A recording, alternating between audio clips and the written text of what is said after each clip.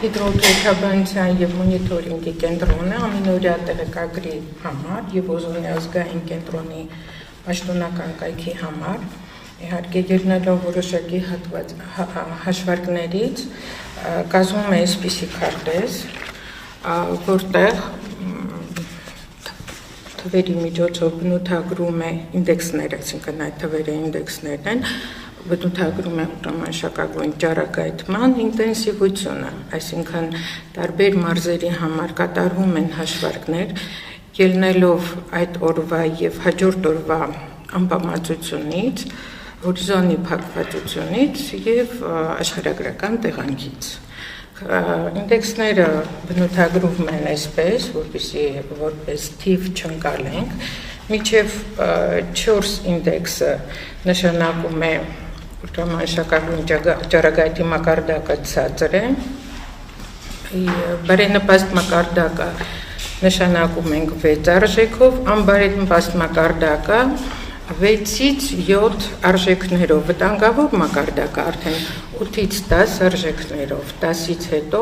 համարում ենք շատ բարձր մակարդակ։ Նու այստեղ ձերքի տակ եղածը վերջին ցուցանիշներն են։ Նու վերջին նախավերջին։ Կարծես հիմնականում 4 է, այսինքն նորմայի մեջ է։ Այո, հունիս ամսին ընդհանուր առմամբ ասում են ուտամանշակագույն ճառագայթման ինդեքսները ավելի բարձր են լինում, ելնելով արեգակի բարձր դիրքից, քանի որ անմիջապես արեգակի ճառագայթները ուղիղ ազդեցություն են ունենում երկրի մակերևույթին, բայց հունիս ամսվա մեջ մենք դեռ ինդեքսների բարձրացում չենք նկատում, ամենաբարձր ինդեքսը գրանցվել է 6 հունիսի 1-ին, բայց հետևելով հետագա եղանակային պայմաններին զգացինք, որ դա դեռ չի կարելի խոճապային համարել, որովհետև գնում էր անպամացություններ շրջանում, ջերմաստիճանի իջեցումներ։ Իսկ ձեր վերջին տարիների դիտարկումները ինչ են ցույց տալիս, կոնկրետ որ ամսին է ավելի շատ ռիսկը բարձր եւ որ մարզերում։ Ընդհանուր առմամբ գիտականորեն հաստատված է, որ հունիս ամսին պետք է բարձր լինի, ելնելով ասեցի արեգակի դիրքի բարձրությունից, բայց գիտեք, այս կլիմայական փոփոխություններից ելնելով դա չենք կարողանում դողմա համարել։ Իսկ հուլիս-օգոստոսը? Հուլիս-օգոստոսը ռիսկային է, բայց չեմ կարող ասել, որ ինչքան կբարձրանա։ Անցած տարի մենք ունեցել ենք ամենաբարձր ինդեքսը 7, մի քանի օր տևողությամբ, իսկ այս տարի դեռ վտանգավոր շեմ մեզ մոտ չի գրանցվել։ Իսկ 7-ը որտեղ է գրանցվել։ Արարատյան դաշտավայրում հիմնականում Երևանում, Արարատյան դաշտավայրում, Արմավիրում,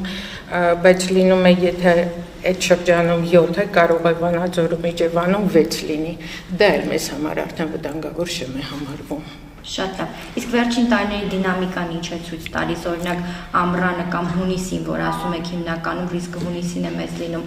վերջին տարիների համեմատ այսպես աճ նկատվում է ինդեքսի բարձրացման։ Ոչ, աճ չեք նկատել։ Այսինքն ամենաբարձրը 7-ն է։ Միջինը, այո, իմ պրակտիկայում, իմ աշխատանքային պրակտիկայում 8-ը չի գերազանցել։ Իսկ եթե գերազանցում են նորմայից, այդ դեպքում ինչ որ քաղաքացիներին իրազեկելու, ցուցիչներ ցուցումներ անելու ինչ որ նախազգուշացում ենք տալիս լրատվական միջոցներին, մեր տեղեկագրում, զգուշանալ արևի ուղիղ ճառագայթներից 11-ից 17 հանգած ժամանակահատվածում եւ կրել պաշտպանիչ միջոցներ, բայց մեր հիմնական զգուշացումը արևի ուղիղ ճառագայթներից խուսափել։